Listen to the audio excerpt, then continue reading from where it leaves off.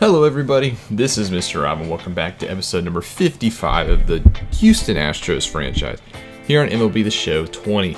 Today we ended up the month of April, so we're going to do our monthly April recap. This will be a live commentary as well, so I'll just walk you through what else is going on with the team, what else is going around the Major League Baseball season, and catch you up with all that stuff. So if you're excited for this, so make sure to leave a like and subscribe, especially if you want more franchise content.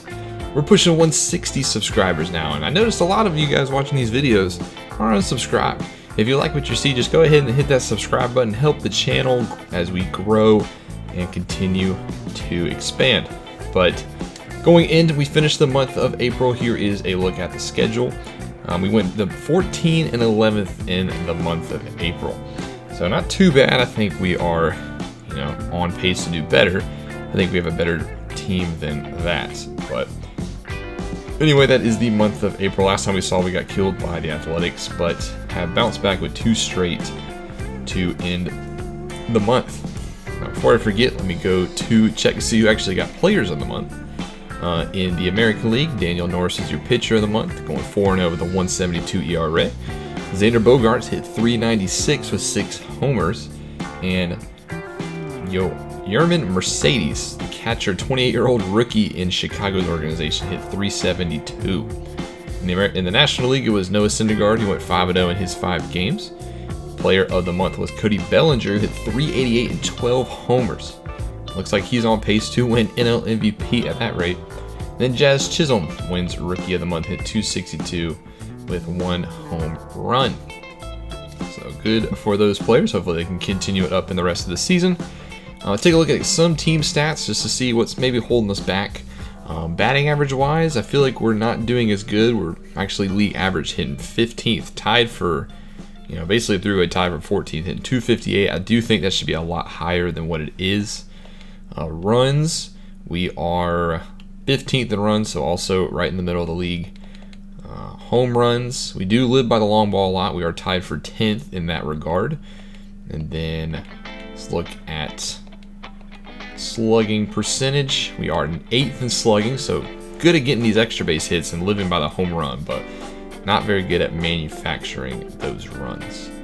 Let's take a look on the pitching side. ERA, I do think we've struggled pitching-wise this season. We are 17th, .415. There are a lot of players who are struggling in the bullpen and rotation. We'll take a look at those in a second. Now let's also go over to win percentage. That'll be the last category. And we are, in the league, we are tied for 12th. So definitely should be a lot higher. I do think we should contend for a playoff spot. Let's take a look at some of the player stats now. This will be the majority of the episode, starting in the position player side. I'm going to do it by OPS. So highest, Lesman Diaz. He's only played a couple of games. Looks like he's already homered since being caught up. That's good though. Mark Canha, obviously he'll be the first one we take a look at. Signed this offseason out of Oakland to a 1-year contract. Actually, 1 year, 1.8. Very late free agent signing, and he's obviously been a phenomenal asset.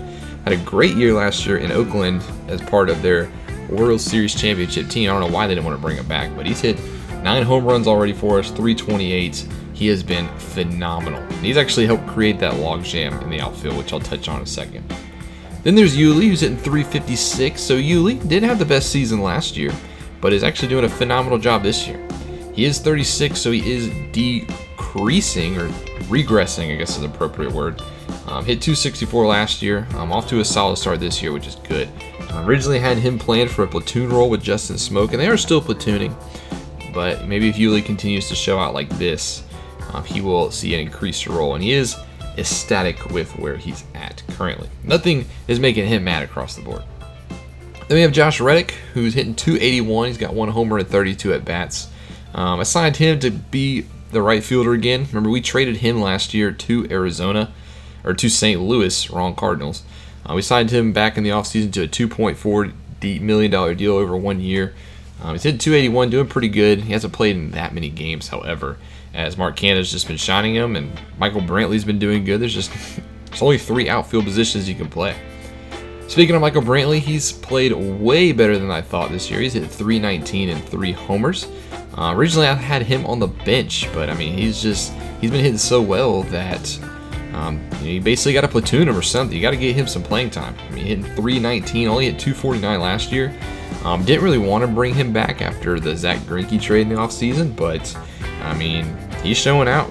But we do have him on the trade block, so maybe he's helping his trade value as well. But so far, no teams have showed that much interest in Michael Brantley. But hopefully, if he hits 319 and continues that regard, he will get some interest. I'll bring us to the other left fielder, Avisail Garcia. Obviously, we picked him up in the offseason in the Zach Greinke trade, where we shipped him to Milwaukee. And he's been a very solid addition. I've enjoyed having Avisail Garcia. He's on the books for $10 million this year. He is a free agent, however, so that is a little bit of a concern if we want to bring him back. But he's hit 260 in 22 games. I mean, he's had a couple of big shots. He's had 4 homers, including a grand slam in that Minnesota game. Helped us propel us to win that one. But Avisail Garcia, I've enjoyed having him. He plays left field as well with Michael Brantley. Then we have Alex Bregman, who's hitting 243 but has 7 homers. So his OPS is 801. Because a lot of that is slugging. Obviously, Alex Bregman, I expect him to turn it around. He's a phenomenal player. Obviously, 99 overall. But, his average has been kind of down the past 2 years, so hopefully this isn't a trend. He's only 27, and we have him for team control for quite a while after he signed a long-term extension, so I expect him to pick it up. Justin Smoke, the platoon first baseman, signed him in the offseason. Came over in the offseason from Milwaukee to a 1-year deal. And I think he's been pretty solid as a platoon man. He is 34, former Gamecock, so that's always a good thing as well. He is regressing a little bit. He's only hitting 255. He got off to a solid start, but he's kind of cooled off a little bit in limited appearances. Only on a 1-year deal, so if we want to move on, it's not that hard.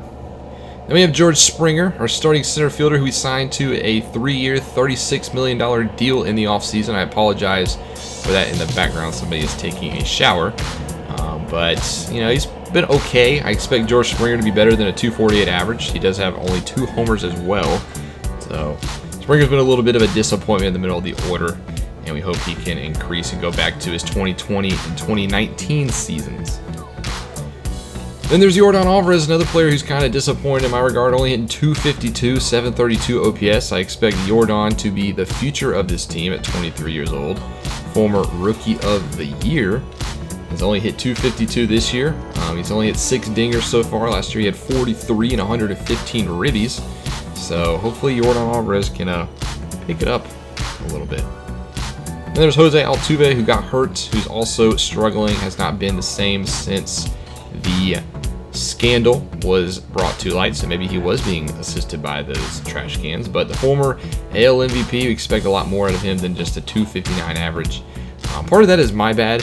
He sits at 5'6", so his strike zone when I'm playing with him is so much lower than where the other people are, so I always swing at the high pitches. And for other people, that'd be, almost right down the middle, but for him, it's out of the zone, so just struggled hitting with him in that regard. Then we got a couple of bench players. Jack Mayfield, he's been a pretty solid middle infielder for us. And then along that is Carlos Correa.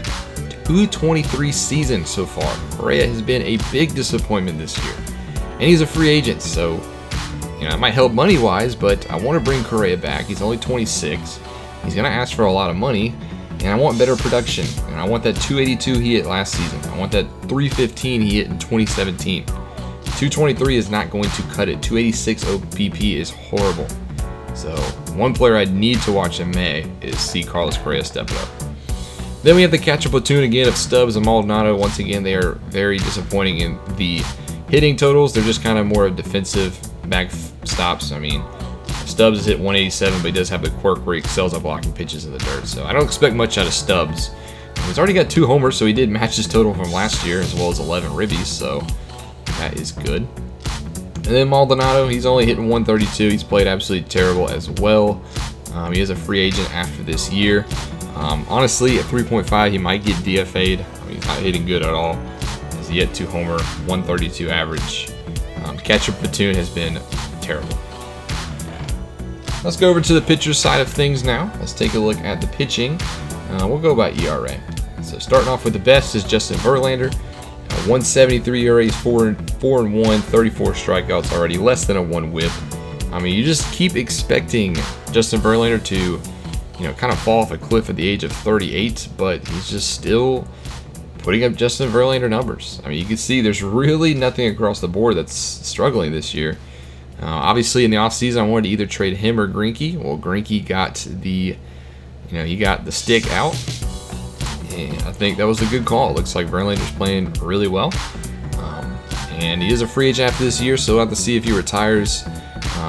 I would be interested in bringing him back, but not at a premium, especially at his age. But if he keeps playing like this, I might not have no choice but to bring him back. Then there's Roberto Osuna, the closer, who's got 9 saves and 9 chances. He's got a 1.80 ERA, 0.4 WHIP. Obviously, there's not much else to say about Osuna, one of the best closers in the league. But, like I said in the offseason, like I said last year, this is an Astros team wanting to clean up their image. And Roberto Osuna has a checkered past, to say the least. So he is on the trade block. I think, obviously, at this point, Osuna can get a massive haul. So we'll have to see what happens. Super Mega Baseball is installed. Yay, I love when they update files in the middle of videos. Then there's Ryan Presley, who's always been our most reliable bullpen arm outside of Osuna. Same thing this year, 3 ERA, which is a little high for his standards, but that's kind of the bullpen as a whole at this point. But Ryan Presley's been very dominant. Then there's Joe Smith, who had a horrible outing against Oakland last episode, but other than that, he's played pretty well. He's got a great breaking ball. He is 37, so he is regressing a little bit, but overall he's got a lot more appearances so far this year than he did last year, and I think he's doing a lot better because of it. So hopefully Joe Smith can keep up a serviceable start.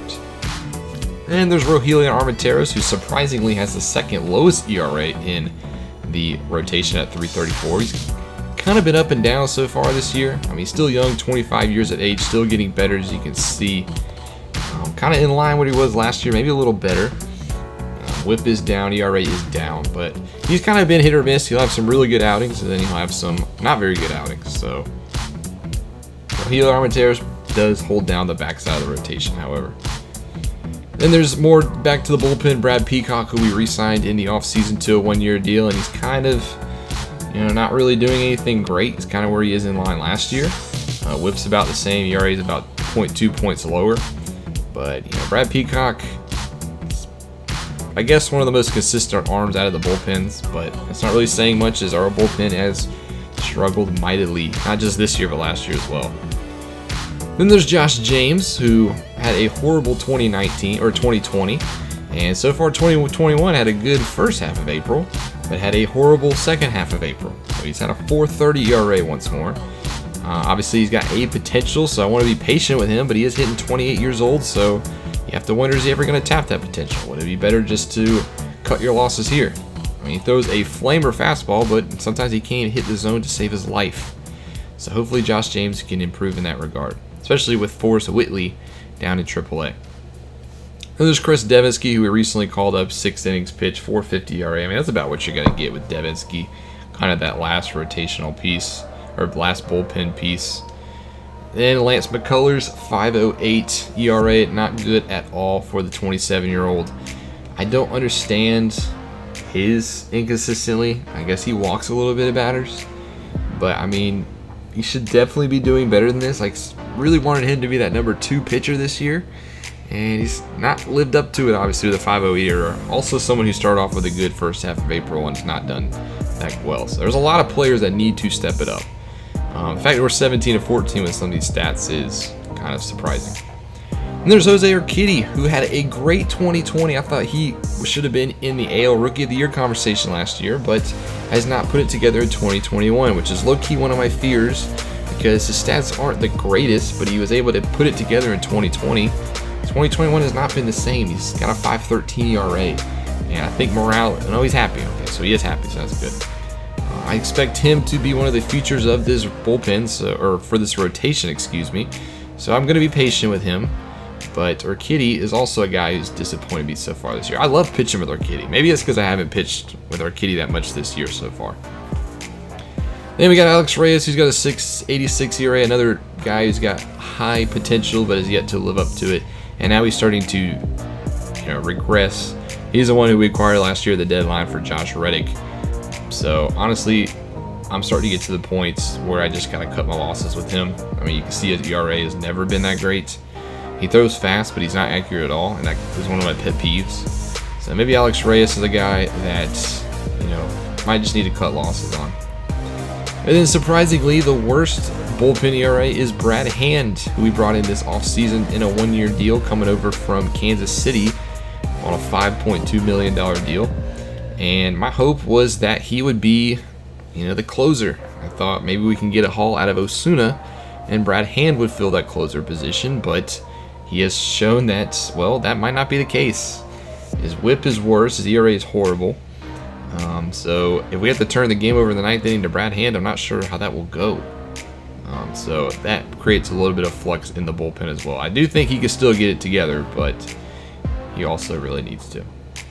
So that does it for the player stats, which is the majority of the episode. I guess the last thing we'll take a look at is the trade block. I want to show you guys what people are doing around the league, and there's a couple big names at the top. Obviously, we have Osuna at the top, but the Indians are looking to trade Francisco Lindor. So that is very surprising. But then you got Carlos Santana in Philadelphia, who was just signed there, looking like they want to deal him. Corey Dickerson in Miami. Michael Brantley showing interest. Hopefully the Brewers start to make a deal for him soon. A couple players we could target. We could target Jake Diekman. We need bullpen help. He does play for the Athletics, so you know, don't know how feasible that is. I don't want to give them even more prospects. I am looking at catcher, so maybe Tom Murphy out of Seattle, maybe Austin Barnes out of Los Angeles, and maybe James McCann was another catcher I was looking at because out of Boston. So I'll have to see what we do in regards to the trading block. These are the ones that we have. We have Osuna up, we have Brantley up, Jose Urena, and Joe Smith are our 4 players on the block. But I think that's going to do it for this episode. Next, we'll go into the month of May. We'll finish up this Kansas City series, play 2 games against them, and then go at Baltimore, which now Mookie Betts plays for Baltimore. So that'll be an interesting episode. They are not doing very good, but I do think they're on the right path. So that'll be in episode 56. I can't believe we're already in the 50s in this series. It's been a lot of fun, and I've enjoyed it. But that's going to do it for me in this one. Thank you guys so much for watching. Make sure you leave a like and subscribe down below, especially for more franchise content here on the channel. This is Mr. Rob, and I'll see you in the next one.